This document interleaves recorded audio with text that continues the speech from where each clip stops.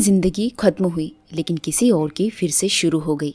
क्या ये सिर्फ दिमाग का खेल था या फिर परकाया प्रवेश, जहां एक आत्मा पुराने शरीर को छोड़कर नए शरीर में प्रवेश कर जाती है। ये कहानी अविश्वसनीय लगती है, लेकिन जिस तरह इसके कुछ पहलू आपस में जुड़े हुए हैं, उसे देखकर लगता है कि शायद ये संभव हो सकता है। यह एक ऐसा रहस्य है जो विज्ञान और तर्क को चुनौती देता है। क्या कोई इंसान अपने पिछले जन्म की यादों के साथ वापस आ सकता है? क्या पुनर्जन्म सिर्फ कल्पना है या फिर इसके पीछे कोई अदृश्य शक्ति काम कर रही है? जो हुआ वो चमत्कार से कम नहीं था। आइए चलते हैं इस अनसुलझी कहानी की ओर। नमस्कार, शॉक जोन में आपका स्वागत है। साल 1968 उत्तर प्रदेश के इटावा जिले के सफीपुरा गांव में एक गरीब ठाकुर परिवार में एक बच्ची का जन्म होता है, जिसका नाम सुमित्रा रखा गया था। उस दौर में गांव में न बिजली थी, न कोई आधुनिक सुविधाएं थी। लोग अपना पेट भरने के लिए शहरों में जाकर नौकरी करते थे। सुमित्रा के पिता भी शहर में नौकरी करते थे और घर में सुमित्रा और सुमित्रा की माँ दोनों ही रहते थे। मगर कुछ वर्षों बाद सुमित्रा की माँ का निधन हो गया, जिससे सुमित्रा की जिंदगी मुश्किलों से भर गई। माँ की मौत के बाद उसके पिता ने उसे अपने रिश्तेदारों के घर छोड़ दिया और वो खुद शहर में नौकरी करने लगे। सुमित्रा कभी स्कूल नहीं जा सकी और अकेलेपन की वजह से वो अक्सर उदास रहती थी। गरीबी और हालातों की मजबूरी के चलते सुमित्रा की शादी सिर्फ 13 साल की उम्र में जगदीश सिंह नाम के व्यक्ति से करा दी गई। जगदीश भी नौकरी के लिए शहर चला जाता था और सुमित्रा अपने ससुराल में सास ससुर के साथ रहने लगी। साल 1984 में सुमित्रा ने एक बेटे को जन्म दिया। बेटे के आने के बाद उसकी जिंदगी पहले से बेहतर होने लगी। अपना सारा समय अपने बेटे की देखभाल में जाता था।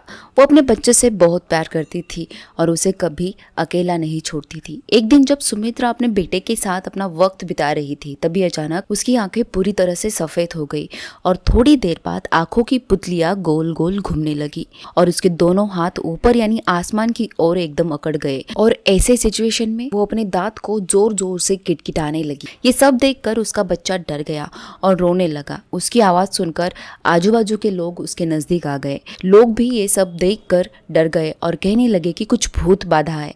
कुछ देर बाद सुमित्रा अचानक शांत हो गई और लोगों ने सुमित्रा को होश में लाया और उसे पूछा कि आखिर उसे क्या हो गया था।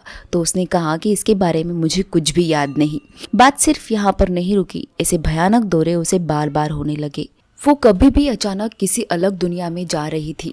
ये ऐसे दौरे कभी कभी कुछ मिनटों तक तो कभी कभी पूरे दिन तक चलते थे। कभी कभी होश में आने के बाद सुमित्रा कहती थी कि माँ संतोषी ने उसे अपनी चपेट में ले लिया है। इन अजीबोगरीब घटनाओं के दौरान 2 बार सुमित्रा ने तो ये भी दावा किया कि वो किसी अजनबी आत्मा से ग्रस्त है। एक बार ऐसा दौरा आया कि उसने खुद को शरीफपुरा की एक महिला बताया जिसने कुएं में कूदकर आत्महत्या कर ली थी, और दूसरी बार एक पुरुष आत्मा उसके अंदर है जो खुद को भारत के किसी दूसरे राज्य का व्यक्ति बताता है। और उस दौरे में वो उसके पिछले जीवन के बारे में कुछ बातें बताने लगा था, लेकिन उसकी कभी जांच पड़ताल नहीं की गई। इन घटनाओं से सुमित्रा का परिवार काफी बेचैन हो गया और उन्होंने वहां के रहने वाले ओझाओं को बुलाकर इसके बारे में बातचीत करना शुरू कर दिया। ओझा शब्द का मतलब है ऐसा व्यक्ति जो आत्माओं, देवी देवताओं या फिर रूहानी दुनिया से संपर्क रखता हो। इन मामलों में ही उन लोगों ने बहुत सारे झाड़ फूक करने वाले बाबाओं से भी सलाह ली। इनमें से सबसे प्रमुख व्यक्ति थे विश्वनाथ, जो सुमित्रा के परिवार के दूर के रिश्तेदार थे। वे पेशे से एक किसान थे और उन्हें ऐसे मामले का कोई पूर्व अनुभव नहीं था, लेकिन उनकी उपस्थिति में सुमित्रा थोड़ा शांत महसूस करती थी। खुद विश्वनाथ जी भी कभी कभी हनुमान जी के प्रभाव में आकर ट्रांस में चले जाते थे। हालांकि विश्वनाथ की सहायता के बावजूद सुमित्रा के बेहोशी के दौरे नहीं रुके। आखिरकार उसका परिवार भी अब घबरा गया और उसके शहर में रहने वाले पति यानी जगदीश को वापस अपने गांव बुला लिया। सुमित्रा के अजीबोगरीब व्यवहार से अब पूरा गांव भयभीत था। आखिरकार 16 जुलाई 1985 को उसे फिर से एक ऐसा ही दौरा आया और इस बार उसने चिल्ला चिल्ला कर सबको बताया कि मैं 3 दिनों बाद मर जाऊंगी। सुमित्रा के इस भविष्यवाणी ने पूरे गांव को डरा दिया। उसके ससुराल वाले और पति भी काफी घबरा गए थे, मगर जब होश आया तो उसे ये बात भी याद नहीं थी। लेकिन सुमित्रा को ये बातें पता थी कि उसको ऐसे दौरे आते हैं, लेकिन इस बार उसके मन में ये बातें बार बार आने लगी और जाहिर सी बात है कि ऐसी बातें उसे हैरान कर रही थी। अब उसने खुद की ही मृत्यु की 3 दिन बाद भविष्यवाणी की है, इसलिए इन 3 दिनों में वो बहुत ही सावधानी से रहने लगी थी। उस दौरान वो बाहर बिल्कुल भी नहीं गई, दुर्घटना हो जाए ऐसे काम नहीं किया। बड़ी ही होशियारी से अपना ख्याल रखकर ही उसने घर का काम किया। और अब आई 19 जुलाई 1985 की शाम। सुमित्रा घर के अंदर ही रही ताकि कोई अनहोनी ना हो, मगर शाम को जब उसने दरवाज़ा खोला तो पास से गुजर रही एक महिला से बातें करने लगी। बातें करते करते अचानक उसकी आंखें फिर से सफ़ेद हो गई, हाथ आसमान की ओर अकड़ गए, उसके दांत फिर से किटकिटाने लगे और वो बेहोश होकर वहीं पर गिर पड़ी। उसकी सांस और नाड़ी पूरी तरह से बंद हो गई थी। उसका चेहरा पीला और निस्तेज हो गया था, बिल्कुल एक मृत शरीर की तरह। गांव वालों ने उसे हिलाया डुलाया मगर कोई हलचल नहीं थी। गांव के वैद्य जी को बुलाया लेकिन वैद्य जी ने सुमित्रा को मृत घोषित कर दिया। पूरे गांव में मातम पसर गया और एक सन्नाटा भी, क्योंकि ऐसा किसी ने पहले न देखा था न सुना था। सुमित्रा के परिवार वाले रो रहे थे और पूरे गांव में बस एक ही बात चल रही थी कि आखिर सुमित्रा की भविष्यवाणी सच हो गई, वो मर गई। मगर तभी किसी ने देखा कि सुमित्रा के शरीर में हलचल हो रही थी।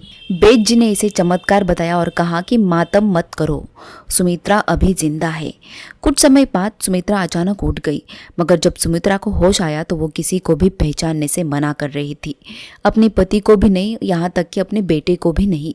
होश में आने के बाद उसने आसपास के किसी भी व्यक्ति को नहीं पहचाना। लगभग वो पूरे दिन तक चुप ही रही। फिर उसने कहना शुरू किया कि वो सुमित्रा नहीं बल्कि शिवा नाम की एक महिला है जो मर चुकी है। शिवा को उसके ससुराल वालों ने मार दिया था। उसके 2 बेटे हैं। घर वालों ने नोटिस किया कि सुमित्रा का रहन सहन बदल गया है।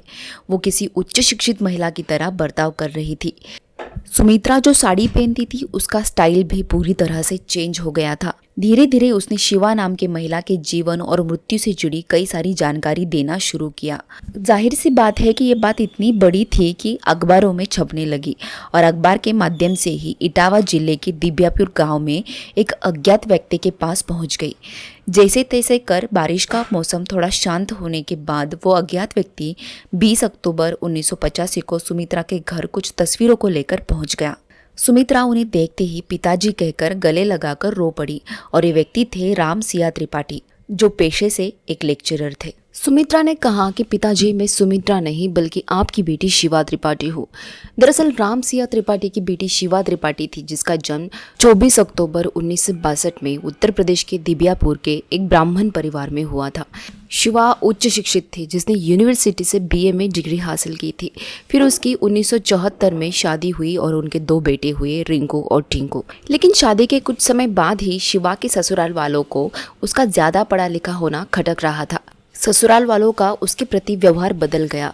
घर में किसी भी बात को लेकर बतंगड़ होने लगा, अत्याचार किया जाने लगा। इसके साथ ही दहेज की मांग को लेकर शिवा से झगड़ा करते थे और 18 मई 1985 में एक दर्दनाक घटना में उसकी मौत हो गई। 18 मई 1985 को शिवा त्रिपाठी का शव रेलवे ट्रैक पर मिला। उनके ससुराल वालों ने इसे आत्महत्या बताया था, लेकिन परिस्थितियां कुछ और ही इशारा कर रही थी। इनके सिर पर गहरा घाव था, जिसे संदेह हुआ कि एक सुनियोजित हत्या थी।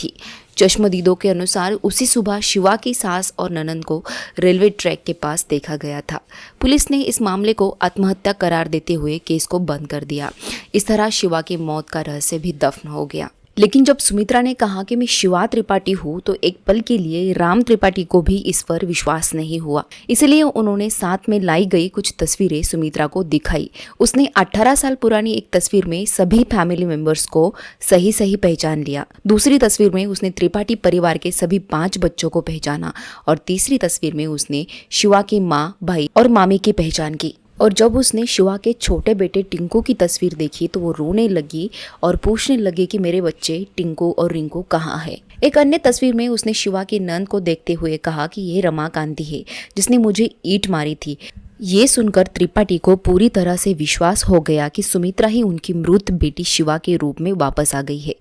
8 तस्वीरों में दिखाए गए 17 लोगों में से सुमित्रा ने बिना किसी झिझक के 12 लोगों को और थोड़ी झिझक के साथ 3 लोगों को पहचाना और बाकी 2 लोगों को पहचानने में असफल रही। सुमित्रा ने कुल मिलाकर 23 लोगों को पहचाना। कुछ को प्रत्यक्ष रूप से, कुछ को तस्वीरों में और कुछ को दोनों तरीके से। सुमित्रा को अचानक शिवा से जुड़ी सब बातें याद आने लगी। उनके पति का नाम, बच्चों के नाम, ससुराल का पूरा पता, वो अपने पति की नापसंद पसंद जानती थी और वो सब घटनाएं जो केवल शिवा ही जानती थी। यहाँ तक कि सुमित्रा का बात करने का तरीका बिल्कुल शिवा की तरह हो गया था। सुमित्रा ने वो शिवा ही है ये विश्वास दिलाने के लिए शिवा की अलमारी में जो पीली कलर की साड़ी रखी थी उसकी तक जानकारी दी थी जो किसी को पता नहीं थी। फरवरी 1986 में प्रसिद्ध पुनर्जन्म रिसर्चर इयान स्टीवेंसन और उनके सहयोगी पसरीचा ने इस मामले की गहन जांच शुरू की। उन्होंने पाया कि सुमित्रा के 19 बयान ऐसे थे जो सीधे सीधे उसे शिवा त्रिपाठी से जोड़ते थे। इस मामले के आधार पर 1987 में स्टीवेंसन ने इस मामले पर अपनी डिटेल रिपोर्ट प्रकाशित की, जिसमें उन्होंने इसे एक पुनर्स्थापित पुनर्जन्म का उदाहरण बताया। इस घटना को समझाने के लिए रिसर्चर जेम्स मैटलॉक ने प्रतिस्थापन पुनर्जन्म नाम की एक अवधारणा दी, जिसमें एक आत्मा किसी जीवित व्यक्ति के शरीर में प्रवेश कर उसकी आत्मा की जगह ले लेती है। हिंदू धर्म में इसे परकाया प्रवेश कहा जाता है। इस मामले में 2009 में पुनर्जन्म शोधकर्ता एंटोनिया मिल्स ने इस मामले की दोबारा जांच की और पाया कि स्टीवेंसन के निष्कर्ष अभी भी सही और मजबूत थे। 1988 में सुमित्रा उर्फ शिवा त्रिपाठी का निधन हो गया। उन्होंने अपनी पूरी मृत्यु तक कहा कि वो शिवा त्रिपाठी है। अगर ये वीडियो आपको पसंद आया तो लाइक, शेयर और सब्सक्राइब जरूर करना। हमारा वीडियो देखने के लिए धन्यवाद।